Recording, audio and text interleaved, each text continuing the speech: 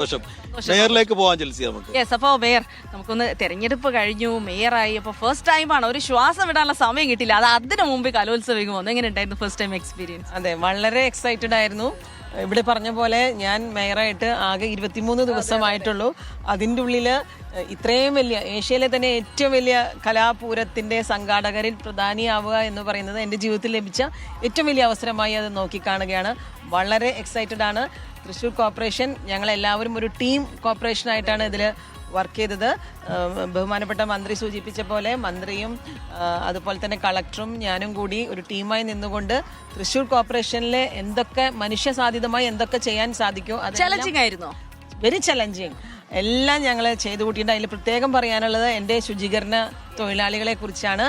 അവർ രാപ്പകലില്ലാതെ ഈ 5 ദിവസവും അധ്വാനിച്ച് ഇവിടുത്തെ സ്ലോഗൻ ഉത്തരവാദിത്തോടെ സ്നേഹത്തോടെ എന്നുള്ള ആ സ്ലോഗൻ തന്നെ ഏറ്റെടുത്തുകൊണ്ട് ടീം കോർപ്പറേഷൻ ഇതിന്റെ പിന്നിൽ ഞങ്ങൾക്ക് ഏതാനും ദിവസങ്ങളെ കിട്ടിയുള്ളൂ.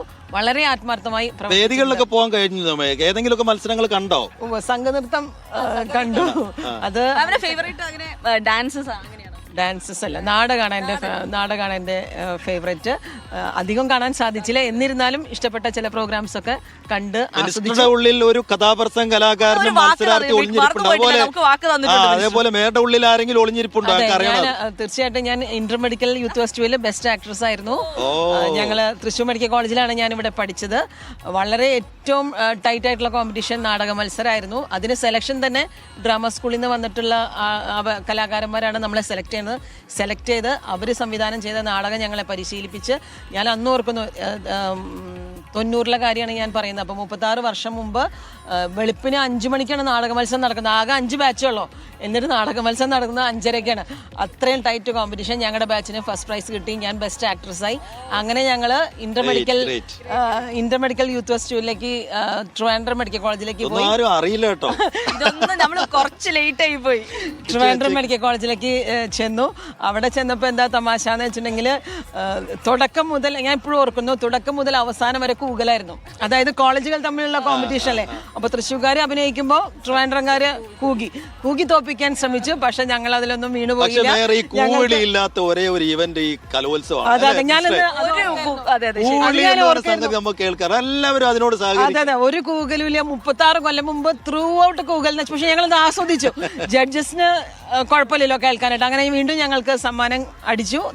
ആ കൂവലൊക്കെ കേട്ട് മൈൻഡ് ചെയ്യാതെ വന്നതേ രാഷ്ട്രീയ രംഗത്ത് നല്ല തുണയാവും. അതെ, തീർച്ചയായും വലിയൊരു എക്സ്പീരിയൻസ് ആയിരുന്നു. അന്നത്തെ കൂവല് ഇന്നത്തെ നമുക്ക് രാഷ്ട്രീയത്തിൽ വന്നപ്പോൾ അത് വലിയൊരു എക്സ്പീരിയൻസ് ആയി. അന്നത്തെ കൂവലൊന്നും ബാധിക്കാതെ കണ്ട് ഞങ്ങൾക്ക് വീണ്ടും സമ്മാനം അടിച്ചു. അതിലും ഒരു ബെസ്റ്റ് ആക്ട്രസ് ഓപ്ഷൻ ഉണ്ടായിരുന്നില്ല. പക്ഷെ എനിക്ക് സ്പെഷ്യൽ ജൂറി അവാർഡ് കിട്ടി. ബെസ്റ്റ് ആക്ട്രസ് അന്ന് കിട്ടി. അതൊക്കെ വീണ്ടും ഓർക്കാനുള്ള ഒരു അവസരം കൂടിയായി ഈ കലാവേദി. അങ്ങനെ നമ്മളൊക്കെ ചെറുപ്പക്കാരായി മാറുന്നു. ഒരു നാടിൻ്റെ കുട്ടികളുടെ സർഗാത്മക കഴിവിനെ പ്രോത്സാഹിപ്പിക്കാനായിട്ട് ഒരു നാട് മുഴുവൻ, അതായത് മന്ത്രി സംഘം, കേരള ഗവൺമെൻറ്, അതുപോലെ തന്നെ അധ്യാപകർ, ഞാൻ നോക്കുമ്പോൾ റിട്ടയർഡ് അധ്യാപകരൊക്കെ വന്ന് ഫുഡ് സെർവ് ചെയ്യാൻ നിൽക്കുന്നു.